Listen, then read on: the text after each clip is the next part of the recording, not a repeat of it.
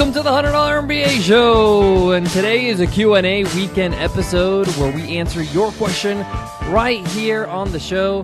If you want to ask a question, just email us at contact@100mba.net, or you can use our Speak It option where you record your question. We'll play it right here on the show. Check that out on our show page at 100mba.net/show.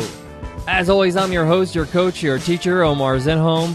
I'm also the co-founder of the $100 MBA, a complete business training and community online. And today's question comes from Paul. And Paul asks, how often should I email my subscribers? It's a good question, Paul. A lot of people want to strike that perfect balance to make sure they're not bombarding their subscribers with way too many emails. Now, I'm going to give you my suggestion when it comes to how frequent you should email your subscribers based on what you do. So let's get down to business.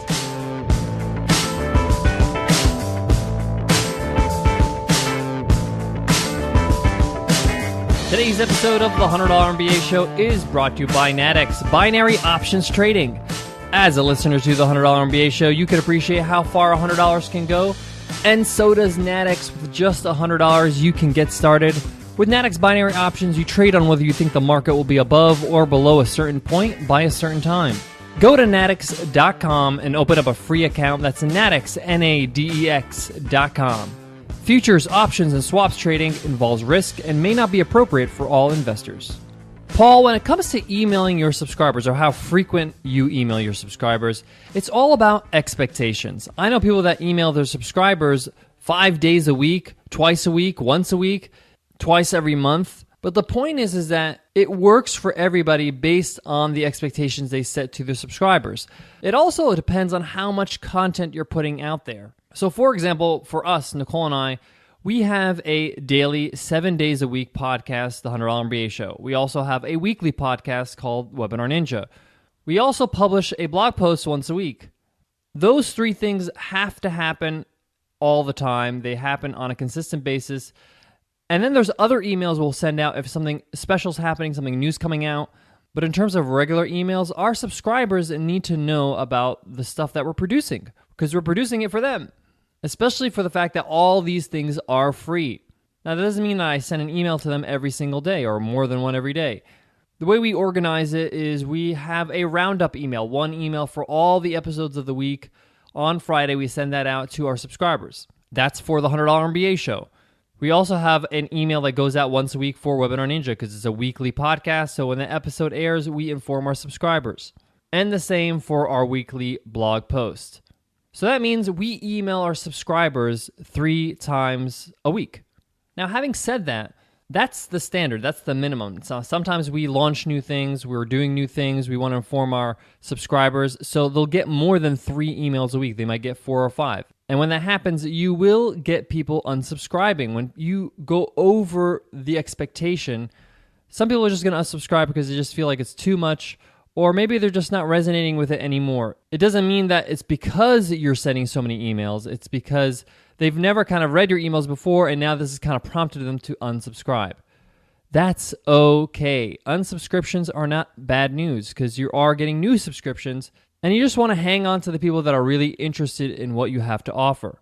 So in our case, we do send emails on a regular basis 3 times a week. Now, in order to make sure there's no disgruntled subscribers, you can inform your subscribers when they sign up how often they will get emails.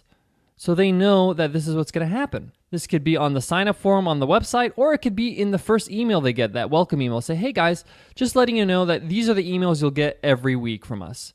Everything we send you is free, and from time to time, we'll send you some updates about what we're working on. That's very reasonable. There's nothing wrong with just saying it like it is. And by setting up the expectation, they know what they're in for. On top of that, I subscribe to blogs that send me an email every single day, and I haven't unsubscribed because every email they send is valuable. If your content is great, if your emails are personal, they have nothing to complain about. If you're actually offering really good stuff and you're striving to get better and better every single time you send out an email to your subscribers, you'll find that people are happy to have it. They'll even archive your email if they don't have time to read it. I'm pretty sure there are people on our list that don't read every single email, but they probably archive it and say, hey, I'll read it on a rainy day or on a Sunday or whatever. And that's fine with us. It's okay. Our job is to provide great value, And whoever would like to consume it can consume it. That's their job. That's their business. It's not really our concern. We aren't too worried about that. We have to focus on creating great value, and you should do the same.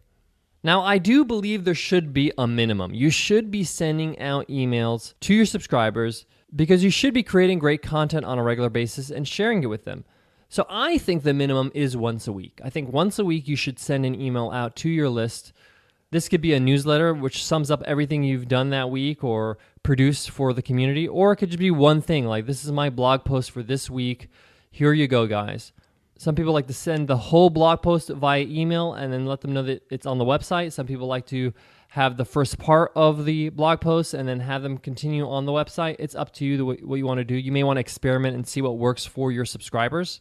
But the point is, I think that once a week is a minimum because you have to be in sight, in mind. We always hear out of sight, out of mind. So make sure that you're communicating with them regularly, being in contact. I mentioned this on the Webinar Ninja podcast when it comes to old friends. You have to make sure that you stay in touch or you won't become friends. The reason why we lose touch with people is because we don't have continuous and consistent contact with them. So if I haven't emailed my subscribers in 3 weeks, then I email them once, they're going to be like, oh, what is this again? I forgot. Did I sign up for this? What is this? Especially if they're a new subscriber, like they subscribed 3 weeks ago and haven't got an email from you yet. So I think weekly is minimum. But what about a maximum? But before that, let me give some love to today's sponsor, FreshView to Go. Discover how easy online inventory management can be with FreshView to Go, an intuitive and dynamic software solution. With FreshView to Go, you can view and manage your inventory from anywhere in the world, whenever you want. That's the beauty of web-based inventory management software. You're always in charge. All you need is a computer, a laptop, a tablet, or even a phone, and you're good to go. Use the information at your fingertips to support decision-making decisions like inventory purchases to optimize stock levels. You'll always know what inventory quantities are available and at which location. You can maintain the right inventory levels and reduce tied-up cash in unnecessary stock. So simplify your inventory management. Go to tinyurl.com/freshpods to start a no-commitment free trial today. You can cancel at any time, and during your free trial, as long as you have one user in your account, you can continue to use FreshView to Go for free. So go to tinyurl.com/freshpods to try FreshView to Go today. So we talked about a minimum, having a weekly minimum, emailing your subscribers at least once a week. What about a maximum? Now, I would say there is really no maximum, but I don't want to say that because you really need to make sure that you set a expectation, not only for them, but for yourself. You got to make sure that you can fulfill on that expectation. Don't set yourself up where you're sending out 5 emails a week for 2 weeks, and then the week after that, it's once a week, and then the week after that, it's twice a week, and then the week after that, it's no emails. You got to maintain consistency. What I would do is ramp up. So if you're going once a week, move up to twice a week, and let your subscribers know. Let them know that you're producing more valuable content on a consistent basis, and you want to let them know about it. And then do that consistently for a few months, maybe 2 months of doing it twice a week.